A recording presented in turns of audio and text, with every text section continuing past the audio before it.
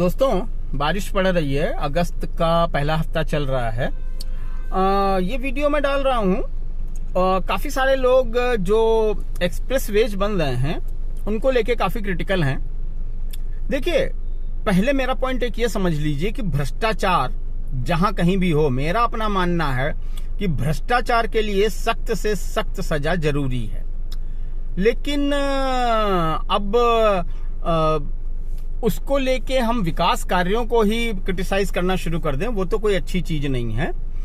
अब जैसे कि ये गंगा एक्सप्रेसवे बना, इसको सबको बड़ी दिक्कत है कि साहब टोल बहुत ज्यादा है और गड्ढे हो गए 2-4।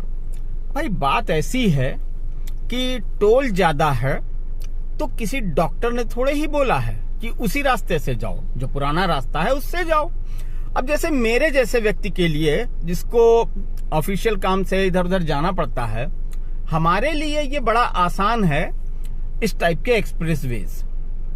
अब जैसे मान लीजिए दिल्ली एनसीआर वाला बंदा जो फरीदाबाद, गुड़गांव बाद, गाजियाबाद, नोएडाबाद रह रहा है, वो अगर जाना चाहता है तो उसके सामने ऑप्शन क्या है? एक तो गंगा एक्सप्रेसवे पकड़ ले, सुबह 4 बजे अगर वो बंदा निकले तो बड़े आराम से लंच से पहले पहले वो प्रयागराज पहुंच जाएगा, बहुत मजे से, रुकते रुकाते खाते पीते। दूसरा तरीका उसके सामने क्या है कि वो यमुना एक्सप्रेसवे पकड़े, फिर लखनऊ आगरा एक्सप्रेसवे पकड़े, फिर लखनऊ से रायबरेली ऊंचाहार होते हुए जाए।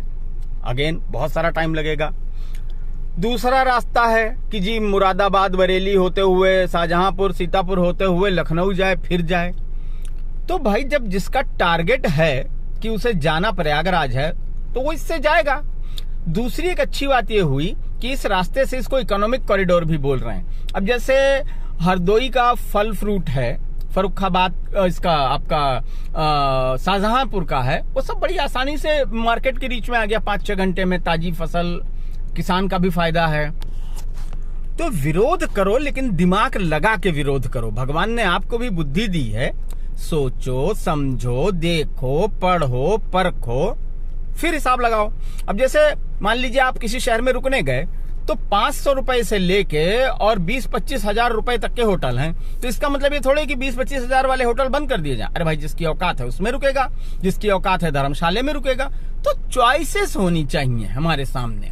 इसलिए बुराई करिए, लेकिन बुराई करते करते सरकार की बुराई करो, गालियां दो, खूब गालियां दो, पानी पी पी के कोसो। लेकिन जो देश में विकास हो रहा है, कम से कम उसको तो सोचो। देश आपका है, हमेशा आपका रहेगा। सरकार का क्या है? आज है कल नहीं है।